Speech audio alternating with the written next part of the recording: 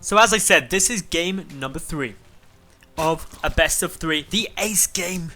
It all comes down to this, on who advances, and I'd love to be able to sit here and tell all you lovely viewers, all you lovely people watching the VODs, that something crazy is on the line, like $1 million. But there's not. There's something better than $1 million on the line. Pride. Honor. And the chance to be the best Starbow player of the week. That's what's on the line. And the two people battling out to get into the semi-finals, spawning up in the top right-hand position as the Red Terran player. He won game number 1. Came close to winning game number 2 at times, but was unable to do so. It's HideR. And down in the bottom right, the blue Zerg, representing DDW. Losing game number 1 quite tragically, I might add. Clawing back the second game though, to level out the series. Xefania. So we saw 2 different strategies come out of HideR actually, in game 1 and game 2. Game 1 he went for a lot of Reapers, an awful lot of Reapers. They kept coming out, they kept dealing some good damage, and it was nice times. Game number 2 he went mech. It didn't really work. He got some vultures out early, couldn't do much damage, and wasn't able to do that much for that long. This game, he's again getting down the tech clap, so there's probably going to be a Reaper to start with. But what follows up from that, who knows? Meanwhile, down at Xefania's side, spawning pool, into gas, into a... no, actually, hatch gas pool, that would have been. Yep, hatch pool gas, I think. I'm confused. But yeah, something like that. Basically, it was definitely a hatch first. That much I know for sure now. One Reaper coming out. Not much else really on its way through as of yet. No additional barracks, no command center. Although I think we are about to see one since there are 400 minerals now banked up. So boom, down comes that command center. Everything looking really pretty good here. We've got 2 Zerglings on their way out now, 4. This is just going to be trying to pick off anything that may be coming through. Stim also getting research. So again, a new strategy being utilized by HideR.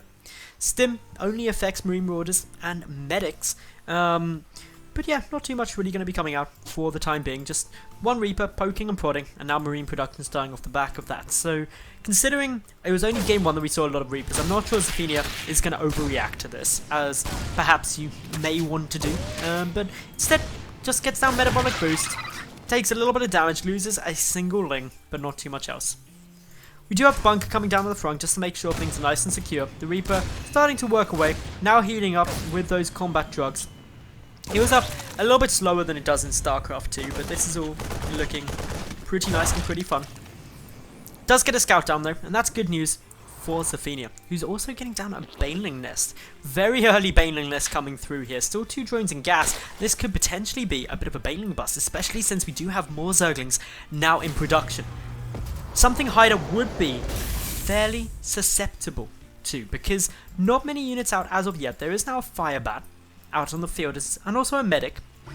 Firebats do go in bunkers, which obviously will help. I'm not sure if this spool off is actually complete though. No, it's not, and HideR checking that. This is a massive problem, having to rebuild a couple more structures there. Banelings though, now morphing in. We've got 5 of them, 7 of them coming through. More Zerglings rallied across the map, 10 in production. This is a big play by Xefania, not wanting this to go for another 30 minutes plus.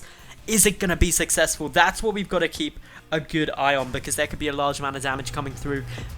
Only 1 Marine and 1 Firebat in that bunker. Another Marine and another Firebat outside of the bunker, but with only 1 barracks worth of production. This could be a lot of damage. Those Banelings waddling forward. They're going to be looking straight for that. The damage is going to come through. No repair comes down in time. The bunker will fall. The Firebat getting some good damage down through those lings. And with that, it is defended. More Zerglings streaming across, but it's the Firebats that are helping so massively. A couple of lings sneaking on by though. Going to try and get up into that main base. The supply depot comes up in time though. Nice control out of HideR here.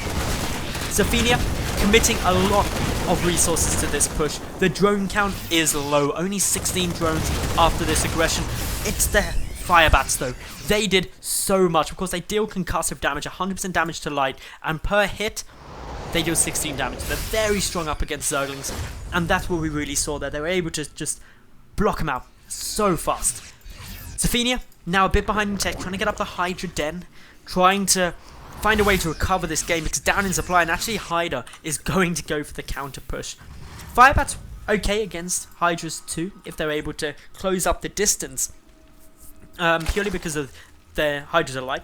So got to be a bit more on the line in terms of what's coming down. A couple of Lings looking to counterattack, but that's actually prompting HideR to retreat and actually get into a more defensive position, not wanting to take too much damage, force himself to be a bit all in. HideR though, he's up in the army, up in the overall supply, he's up in the worker supply by about 10, and he's still in a good spot. Adding in barrel stabilizers now increases the range of Marines and Marauders by 1. Firebats don't get increased range, they're actually melee units, even though they deal splash damage along the line. They have to be melee before they can do anything. So they're leading the charge, they're relatively tanky at 100 HP each, and being biological, they can be healed by medics. So more pushing coming in here. A couple more Marines being added in. Stim has been completed. Firebats can stim, makes them absolutely terrifying.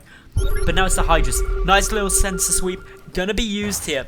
Just trying to see how much is in position, and Xefania really doesn't have too much. The Queen will enrage, but their Firebats tanking up so much of the damage. The Marines also in a good position. Nice stutter step micro. The Queen taking a lot of, or taking no damage, but dealing a decent amount. Not getting focused as of yet with 150 health. Will go down pretty fast, though.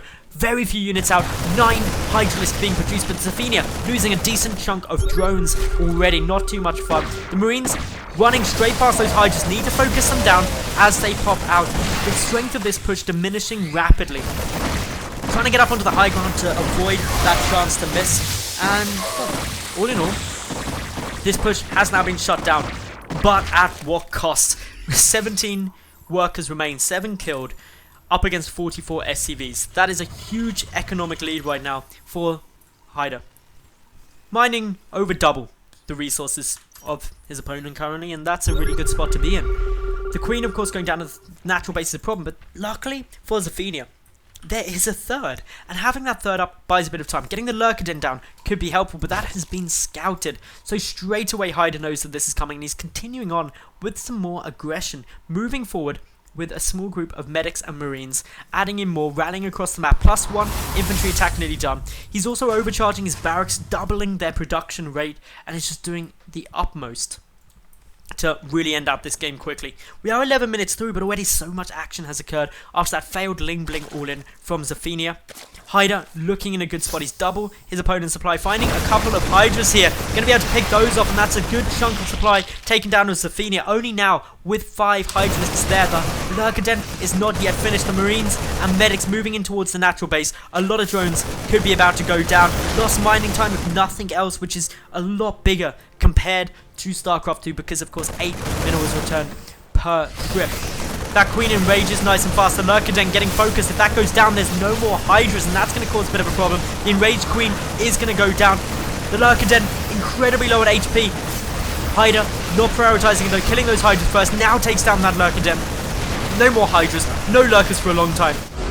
GG is called, and there we have it. HideR advances into the semi-final, 2-1.